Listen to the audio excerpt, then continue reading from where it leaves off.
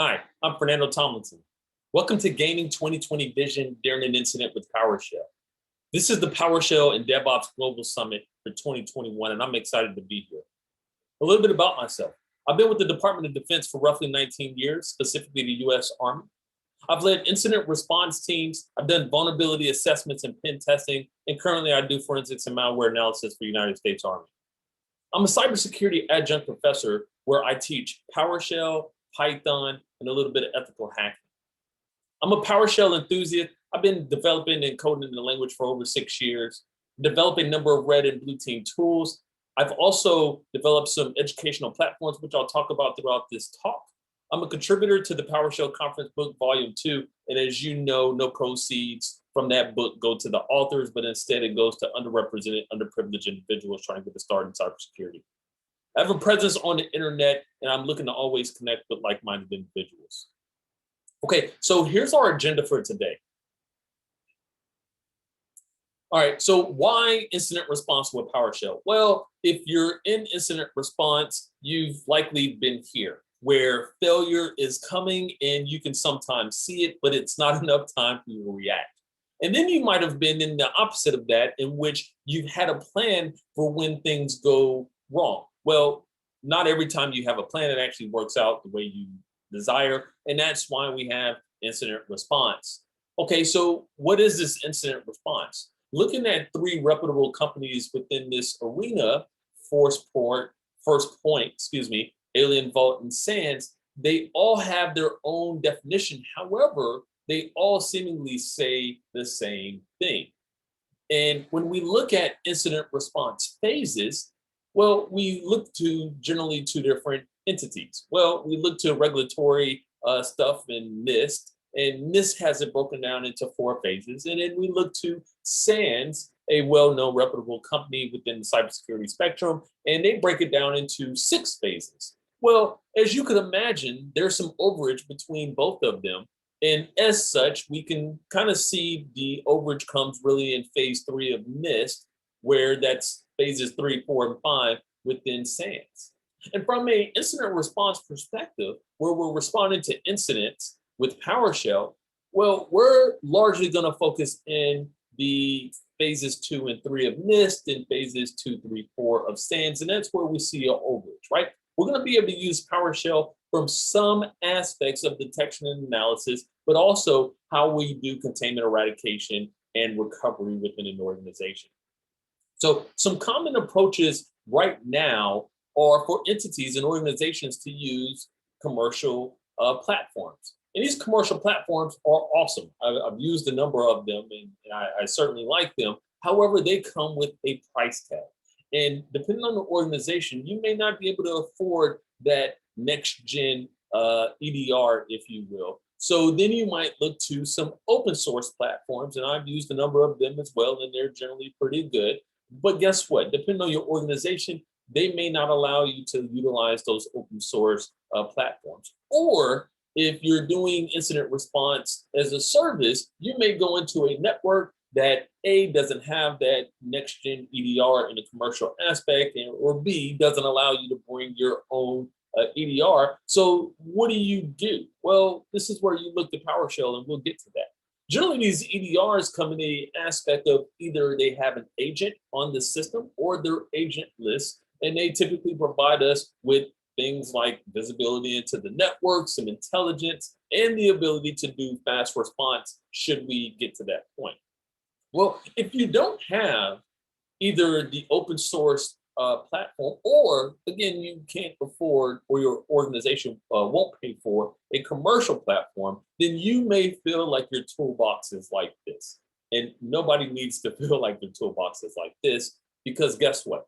In a Windows perspective, by default, we have PowerShell. And guess what? Now that it's open source, we also can install it on other platforms as well. But specifically from a Windows perspective, we have this already resident and waiting on us. So your toolbox really looks like this, right? When you break it down and you truly understand PowerShell and all the features in which you can utilize it for. Okay, so as we go a little bit deeper in here, I would be remiss if I didn't talk about the disclaimer. And for some, this is a TLDR, that's too long, didn't read. And for others, it's a TSCR, which is too small, couldn't read. So let me just sum this up here. I'm not saying that commercial tools are of no use, but I'm merely highlighting how PowerShell can enable you to find things or do things without them. Okay. Again, I want to make sure I'm very clear in that delineation. Okay, so with that, let's jump into this. We're not going to talk about everything you can do on PowerShell. As you can imagine, I don't have the time, although I would love to. But we'll talk about a couple of things in which we can utilize PowerShell for. The first one, we'll talk about Internet Information Services, IIS. So if you're running a Windows server and you're running a web server off that Windows server, generally you might be using IIS, something that's built in. Well, guess what? IIS as a web server is no different than any other web server in that malicious entities are going to try to access your web server. It's going to be likely public facing, which means those same entities or other entities may look to try to exploit that machine and try to get onto it. So what do you have? You have logs. These logs provide vital information such as source IP, the URI, the method, the refer, and a number of other things. These logs are going to be generally stored in the system root. If that's going to be a C drive, and then init pub log files. Now, these logs by themselves, they're pretty difficult to read without parsing them, right? They're pretty difficult. The data is in there. The answers you're looking for is in there. But they're difficult to read. And this is where we're going to use PowerShell to parse that and make it easier for us. The caveat here is they don't write to the event log by default, which is something you may want to have so that way you have some system of record. These logs definitely enable you to catch somebody doing malicious behavior. Now, the logs by default look like this, and we see a whole lot of stuff on the screen. The thing I really want to draw your attention to is what's highlighted in red here or circled in red. And that's going to be the fields area. And that's going to have the fields lined to every piece of data in there. And understanding that, we can then take a step back and look at how that log gets populated. Well, we have an attacker on the left and we have a good person on the right. And the attacker is going to try to access the resource. And in this case, they're just going to do the root of the file server, or excuse me, the web server, and it should redirect somewhere else. And if they're successful and that page is rendered and a resource is there, they're going to get a response code of 200 back. And we see them continuously doing that and getting response codes of 200 back, meaning that resource is there available. Now, if we see them going off the beaten path, i.e., in the case of this, where they're getting this the root of the web server again, and they're getting 200, and then we see /db, almost like they're looking for a database, if you will, or /cmd.php, which is notoriously associated with web shells. In both of those cases, we see a 404, meaning the resource not found. Those are the things that we can see in our log file. Again, looking at the fields area, we're going to parse that, turn that into an actual object within PowerShell, and then we can view it in something like outgrid view or whatever it is that you like. But now we have an object and we've turned those fields into properties, so we can cleanly see what we couldn't see necessarily before. I see things like PHP my admin, almost like somebody is thinking that I'm hosting a web server utilizing PHP, and I'm not. I also see things like WP admin, almost thinking that I'm using a WordPress server, and I'm not. We see things near the bottom, cmd.jsp, shell.php. Again, both of those are notorious with web shells, right? Think of maliciousness when we think of web shells. Somebody's gained access, put a backdoor on our web server, and now they're trying to connect to that resource as a method of backdooring into our platform. But again, when we take that log and we're able to parse it, we're able to see some things that are a lot clearer to us that weren't necessarily clear to us before. We can also do things like grouping. So we can utilize the group object commandlet within PowerShell, because I want to start to understand not necessarily the periodicity, but more or less the rate of occurrence of what resources are trying to be gathered from my web server. And when we do this, I see things like shell.php and command.jsp were done once, and oh, lo and behold, from the same IP. That's interesting. That WP admin, where somebody thought I was running WordPress. That's interesting. The PHP my admin, there's 11 instances or 11 unique IPs rather in which somebody tried to access that. So now we start to get a little bit clearer picture in our logs. Okay, that's interesting. Now, looking at invoke PS geolocator is a script I wrote where we can take the IPs, utilize ipapi.com, a free API, and then we can get some geolocation off of. Okay, and I'll pause here because I want to say any piece of code that I talk about within this talk is going to be resident on my GitHub. I'm not the type of person that talks about code that I write and doesn't share it. So you can find all this code on my GitHub. Okay, cool. So now we see IPs that are accessing our web server. We don't have a good understanding of from where they're coming from. So we can utilize this invoke PS geolocator with the free API that you will have to get from ipapi.com. And then guess what? Now we can geolocate based upon those IPs.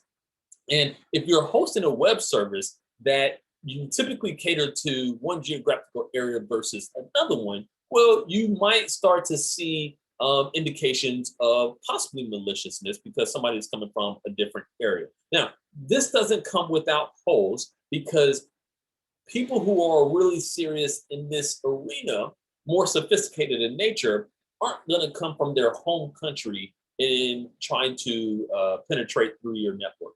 They may try to get a VPS located in the general country in which your system is operating on. So we take this with a grain of salt. However, we see how we're able to take our logs that aren't really in a manageable state, convert them into an object with properties, and then we can do things like group them together, and then we can utilize this PSGL locator and get some geolocation off of those IPs. So now we're making more sense of our IIS logs. We also have things like virus total.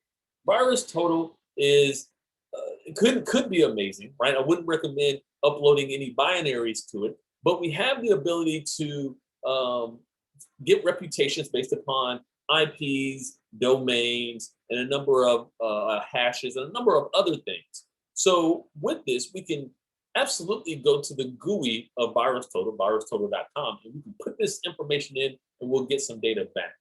That's too time intensive. Instead, what we can do is we can utilize their API. They have a free API, but they also have an API that you can pay for, expensive in nature. And we can write some code, which we have, and utilize that API in an automated fashion, send requests to VirusTotal and get that data back. Now, here's the limitation with our free API. We can only do 4 requests per minute, and we see how many we can do within a daily and a monthly submission as well. So what does this look like for us? Well, utilize an invoke proc VT scan, another piece of code that I wrote. You're able to feed it IPs, hashes, whatever you want based upon what VirusTotal will take. And then understanding that we can do 4 per minute. It takes whatever you submitted it, and then it already does that math for you. And then it spits it back out so you have an understanding of what it is that is actually doing for you.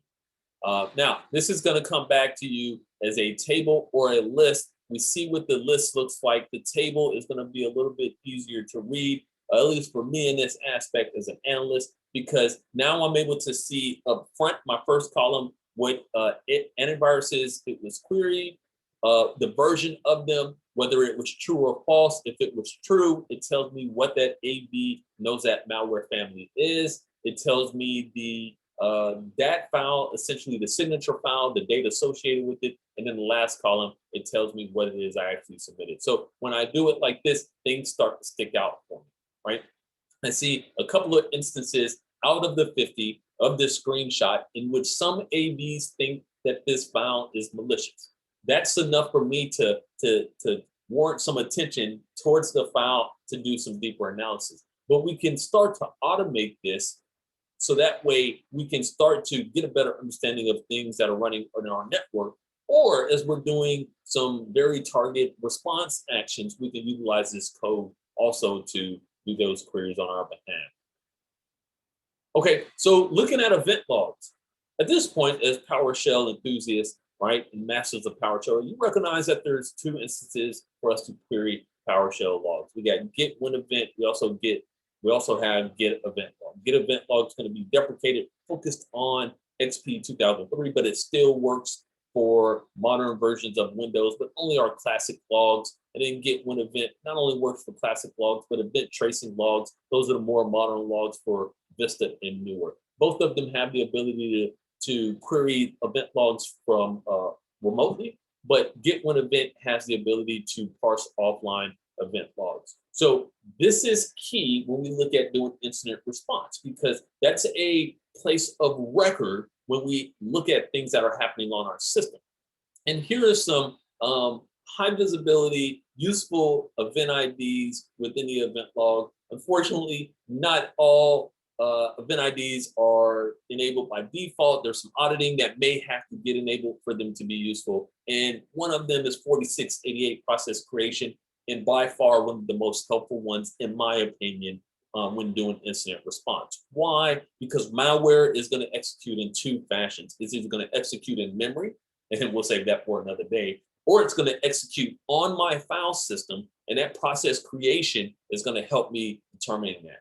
So when I look at that, just this view isn't helpful. It essentially tells me when a process was created and a date, but it doesn't tell me anything more than that. So I can expand this, right, and look at it from a list view as opposed to table, and I see my properties on the left-hand side. And the property that contains the most data for me is the message property. It's got the stuff I care about, like the account name, the domain name, right? The process name, where it actually executed from, right? Those are things that I care about. So if I were looking for any process creation event log where the account name contained or like Wolf, I would get a number of logs back, but I would always get essentially that whole message field. I don't want that whole message field because there's a lot of fluff in there, right? I don't have the ability to specifically say where the account name is like Wolf. Instead, I'm doing where message contains Wolf, right? So that doesn't actually mean that I'm talking about Wolf as an account name. It could be Wolf shows up as a new process name. Wolf shows up as some other text in there. So there's a lot of room for error there. So what we can do is we can take another property called properties. And within those properties, we have the ability to parse our message field a little bit deeper. And we can really pull out the things we care about. As such, I've pulled out the process, command line, account, creator. Now, I've changed those property names as I've parsed those and pulled them out. But now I'm only getting the stuff I care about and none of the other fluff. And when I do this, things become possibly a little bit clearer for me. I see things like a process of netcat, NC64 is netcat, and I see it talking to an IP on quad 4s, right? Essentially, quad 4s is the default for Metasploit. So I think this is possibly bad at the moment, and I see it being kicked off by a process of command.exe. So command prompt is kicking off netcat. That's probably not good, and I see that command line associated with it. Again, getting some clarity in my event logs. And if you're like me, maybe you like out grid view, you can certainly pipe it to out grid view because we've then created or sustained the object itself. So those properties are still there. Now, we also have the ability with event logs to log what is not being logged, right? Let me put my malicious hat on. I'm going to gain access to a machine. I'm going to look around and survey it, see what they already have logging, and then based upon what they have logging, I'm then going to deploy a specific tool or tools based on what is already being logged. If I don't know what's logging, I could, not intentionally, but purposefully, if you will, deploy tools thinking that I'm in the clear. So we can create custom logs, and when we do this, we can specify our own event ID. We can write these to a source of its own, or we can do it to the application log. In this case, that's what I did. And then I can put in the details whatever it is that I want. Why? Because if I'm writing to a flat text file, I don't believe an adversary is going to get on my system and not clean that file if they're found to be in there. So instead, I want to commit it to something like the event log, where they need to be very sophisticated to wipe an individual entry in the event log. Or if they try to wipe the entire event log, it generates an 1102 event log telling me something was wiped. Again, just giving me a record in a place that's a little bit more difficult to wipe. So if I thought about a methodology for this, it would be something like this.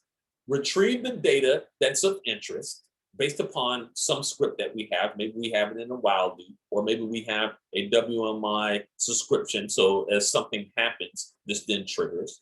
We're going to filter for what we care about, and then we're going to write the data of interest to the event log.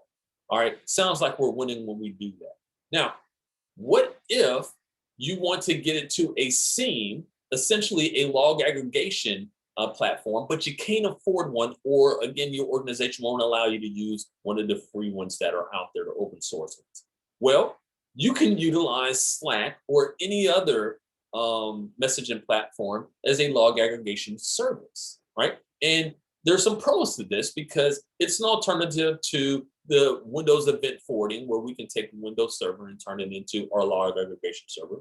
It enables real-time notice, right? Because as a message gets written to a channel in which you own and you're monitoring, you're alerted on your devices. It ensures logs are shipped somewhere else. And this is key because although you're getting it to an event log, it still stands a chance and an opportunity for somebody to try to alter it. And we talked about those measures in which they can alter it in previous slide, but we really want to get it off the system somewhere else. That makes it really difficult for somebody to compromise.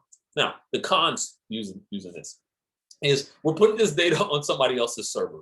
There's some transient concerns because we may not fully understand that communication with Slack, and it's certainly not suitable for enterprise use. So we're going to utilize the invoke PS Slack code written by Warren Frame, right? And by itself, we see things like, well, we would put in our API key, which we don't see here, but we're essentially having the ability to say what we want the message to say, the bot name. We can do an emoji and a number of other things. In this case, I'm going to a channel called Jen, and I'm going to say howdy. And when we look at this, it looks like a regular message. Okay, interesting. So I'm going to take that and we're going to expound on it. So our methodology now is we're going to retrieve the data. We're going to filter for the items that we care about. We're going to write the data of interest to the event log. And then we're going to monitor the event logs for the events. And when there's an event of interest written to the event log, we're going to send that event log to Slack. Okay, you with me? All right, so let's look at the event invoke PS Slack code again. Now, the big thing here is we've added in our get when event so we can look for the event logs that we care about. And then the second circle in red, essentially, we're going to format what we want the message to look like. For the most part, everything else, with some slightness, if you will, is the original code. Okay, so what does this look like in Slack? Well, it looks like some formatted data being written.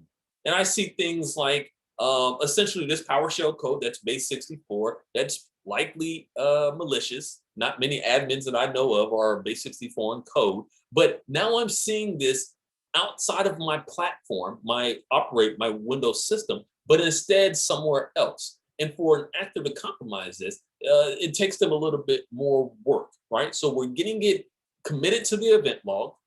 We're then getting it off the actual system, almost like we would do backups, right? You don't do backups on your system. You get them off the system somewhere else. Same thing we're doing here. Again, not suitable for enterprise use, but certainly suitable for high ticket items.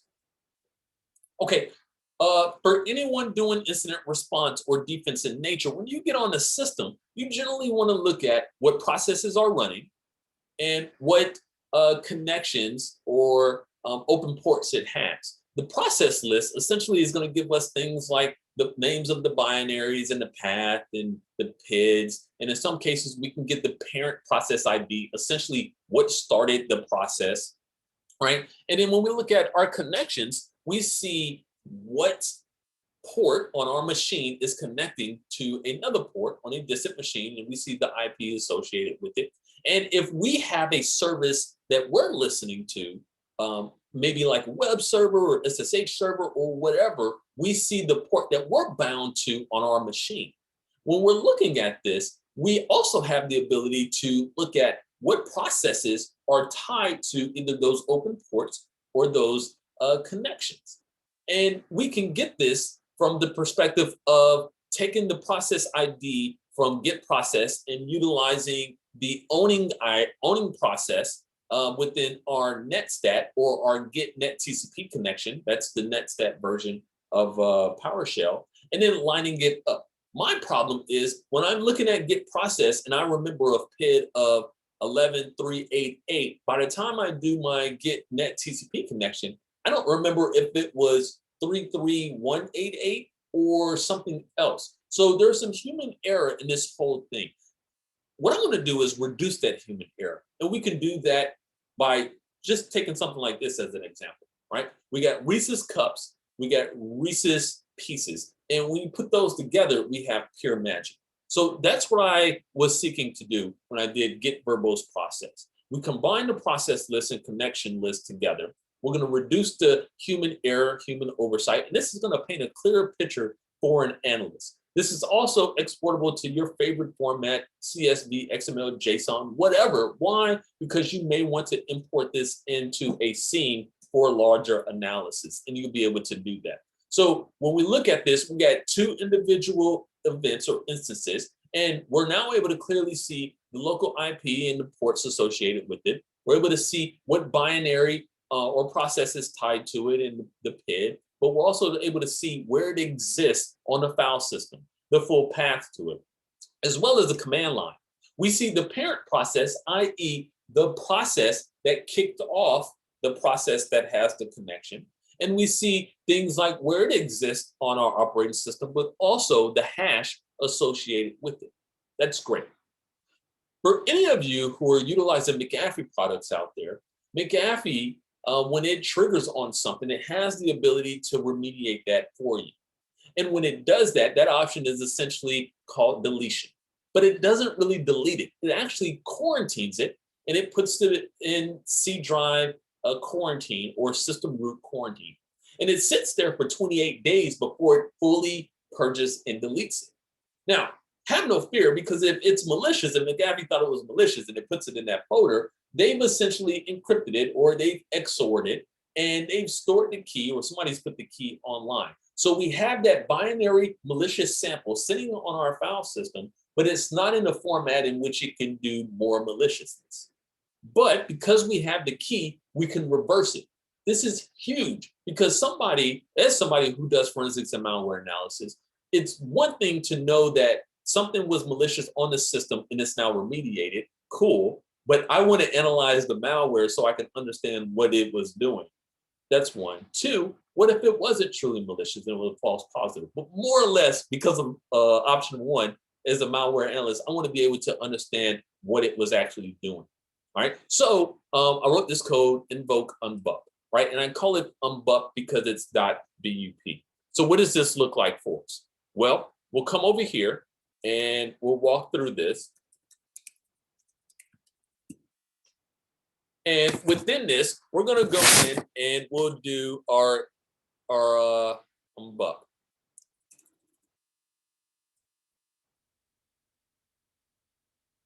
All right, so I'll come in and I'll go to my code. And essentially, let me show you what it looks like. Right? They're all .bups and they're randomly named, if you will. So that's what we're going to affect. And we're going to feed it a path. And the path is going to be C demos quarantine. Now, if you're doing this on a machine that has McAfee on it, the minute you put it back in its original state, McAfee is likely going to trigger on it again. So what's going to happen is it's going to reverse that, and then it's going to zip it and password protect it. By default, the password is going to be infected in a leet speak. So the I is going to be like a exclamation or what have you, but you can feed it whatever password you want. And when we run it, it's going to actually tell us.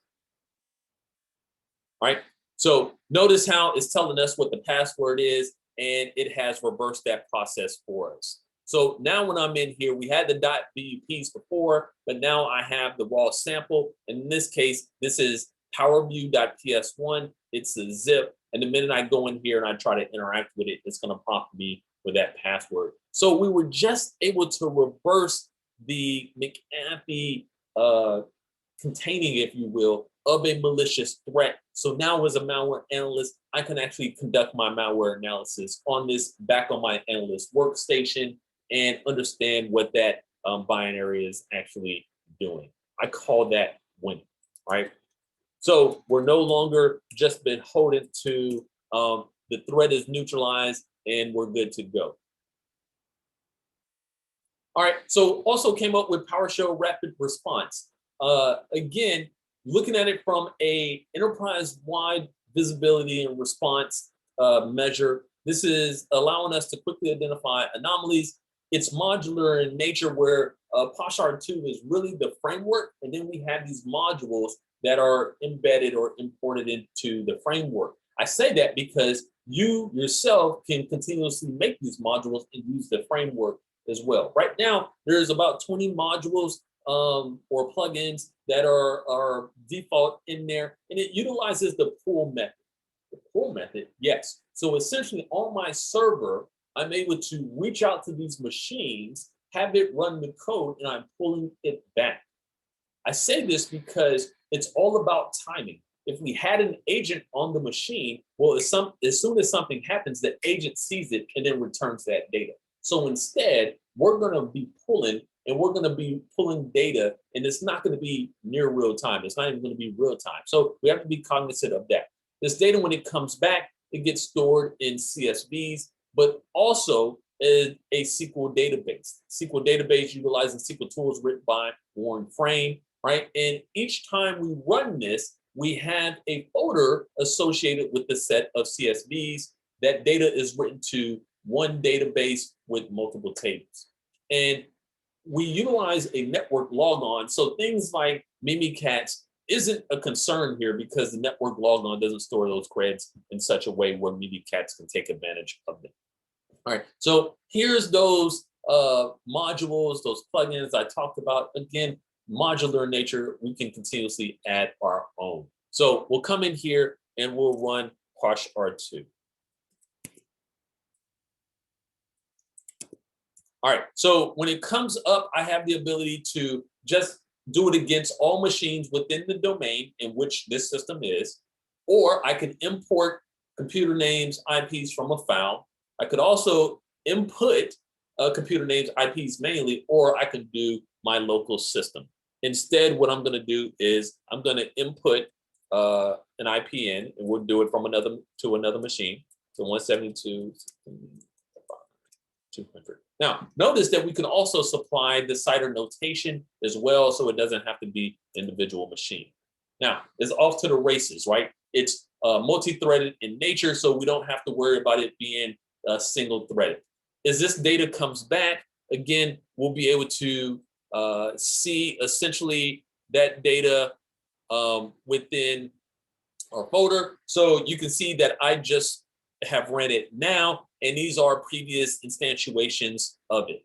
So within there, as that data comes back, combined from all systems, we'll be able to see it, and then we'll also be able to see it within our SQL database. So data comes back, gets written, and then on the server itself, it gets uploaded or updated to our SQL database, right?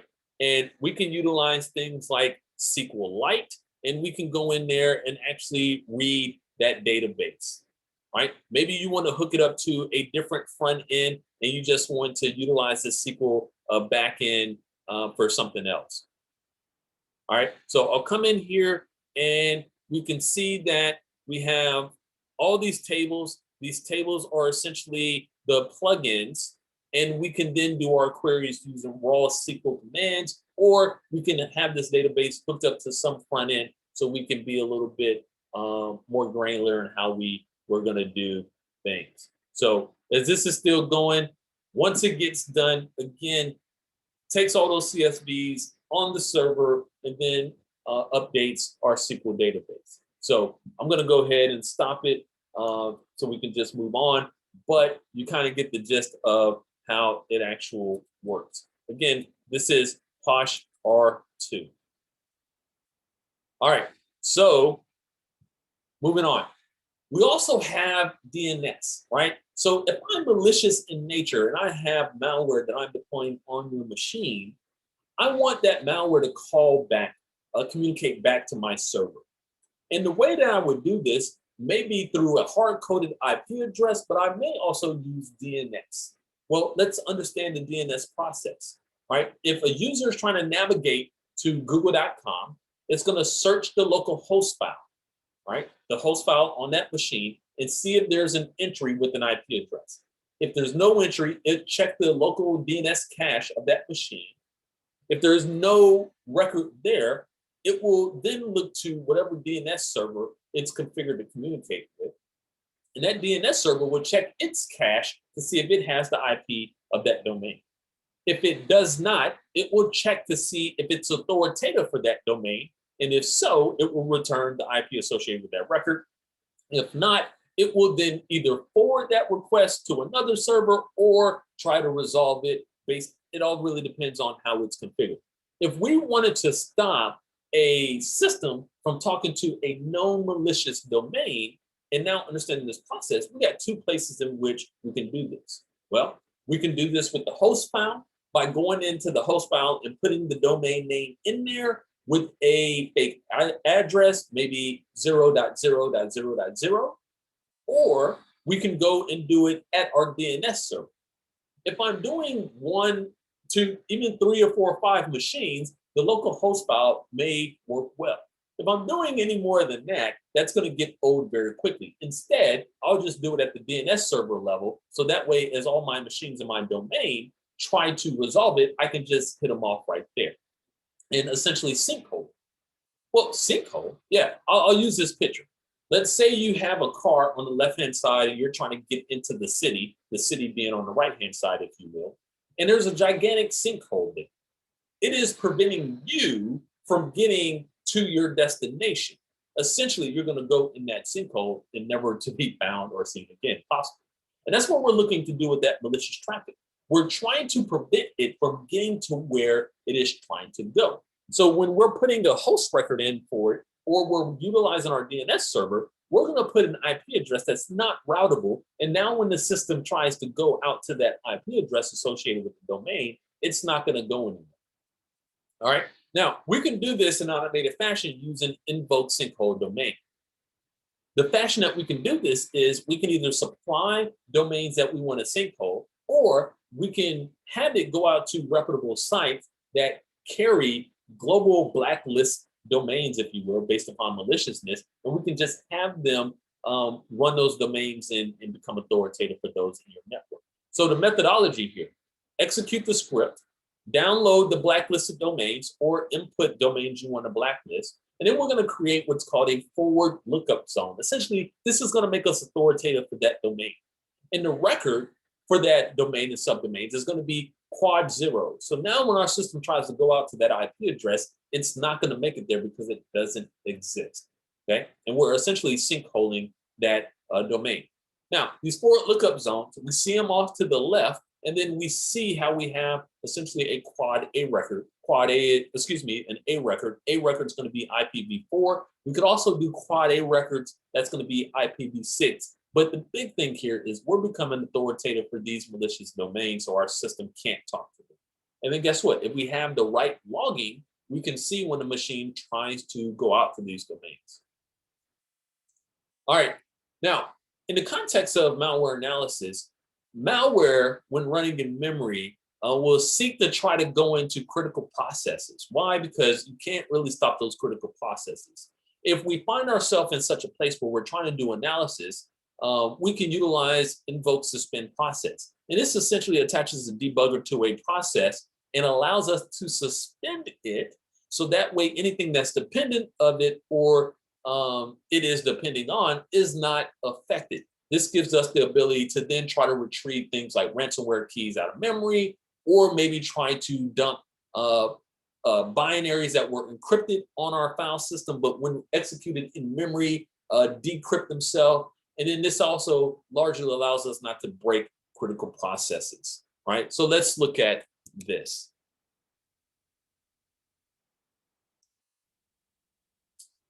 All right, so for this, I'm going to come in and I'm going to execute a binary that its only job is to spin out an integer, right, and say beaconing home. That is all it does. And I'll come in and I'm going to execute my process suspend, and it has two functions. So we'll go ahead and we'll dot source those functions. And the functions that it has, actually, let's go in here and get the process ID because we'll need the process ID. And the process ID is 5924 because that's what we're going to actually submit to it. So we'll do invoke process suspend, and we're going to feed it an ID, and we're going to do 5924. Now, when we do this, notice how it stopped at 43. And for all intents and purposes, the process is still running. We've attached the debugger to it. Now I can go do my analysis tactics, right? Trying to outsmart the actor who has then caused some pain in my network, if you will. And then when I'm ready to resume it, I'll do essentially the same thing with the other function, and I will feed it the ID in which I want to continue. So notice how we're at 43, and we're going to resume it, and it will continue on, right? This is huge for our analysis, especially within incident response, right?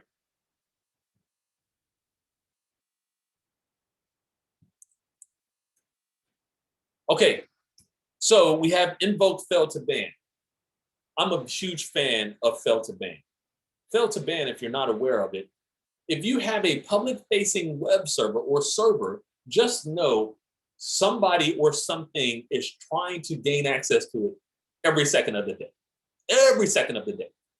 And fail to ban, essentially, with configuration, can set a threshold for attempts to access it. And then once people hit those thresholds, they are then put in jail, or they're blocked from accessing your resource for a day, maybe a year, whatever you've put in there, right? So that way, people aren't able to just continuously try to tag your machine and try to brute force into it. Now, I say this because fail to ban is a Linux thing.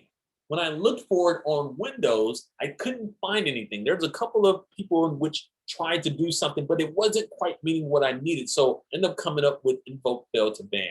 So this allows us to configure those failed logins, those thresholds. We can do IP whitelisting, the ban, or essentially their timeout, their jail time, if you will, is configurable as well. And then there's an auto removal feature once that time has been met. These blocked IPs get written to the event log. Well, you already know why, because we want to commit it. It also logs our blocked whitelisted IPs. This data is being put in a SQL database. Again, thanks to SQL tools by Warren Frame. We have the ability to quickly remove all banned IPs. Maybe we don't want to go through and remove them all at one time. We can, in a very quick fashion, get rid of all of them. So let's talk about this a little bit more. So I have my malicious person on the left. I got my legitimate person on the right. And my malicious person is trying to log in. Admin with the password of 123. Admin with the password of 789. Admin with a password of P @ $. And on that last attempt, he is successful. He is able to gain access to that machine because he was just going down the line, and unbeknownst to my legitimate machine serving some web content, they had no idea, and now they've been infiltrated. So what fail to ban seeks to do, after that threshold is met, we want to totally put them in jail or essentially block them from having any communication with our source, and then have a good understanding of why or who they are. Well, let's look at this. All right, so in this case, I'm going to come in, and when we do this, it's going to, again, write the IP and information about the person who tried to gain access to the machine to the event log. It also creates a firewall rule. That's what actually blocks that communication. When their time is up, it removes that firewall rule and then allows them to communicate with them again. So I say all this because for this demo, I've created it to be rather aggressive.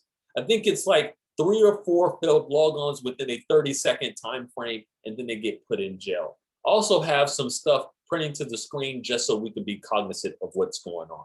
So we'll come in here and we'll execute this code.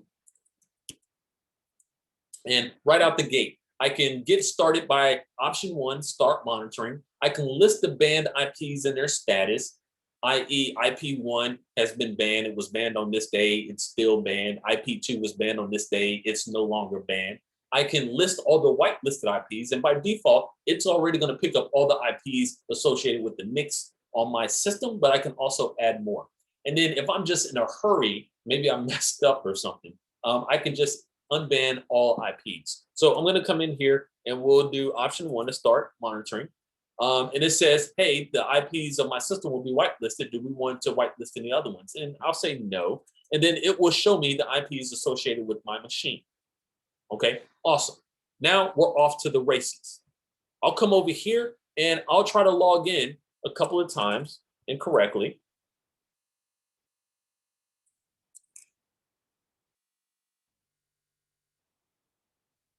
And once I've met that threshold, we'll then see where our machine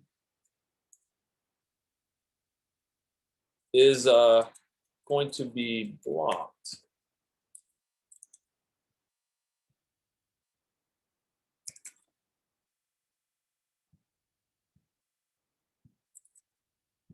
Okay. Might have missed it. All right, we keep going here. Maybe 30 seconds was too aggressive, especially when I'm trying to hurry up on this side. All right, cool. So now we've made it. I'm going to go in and I'm going to look at the firewall rule. All the firewall rules for banned communication begin with ban underscore and then the IP address that was banned.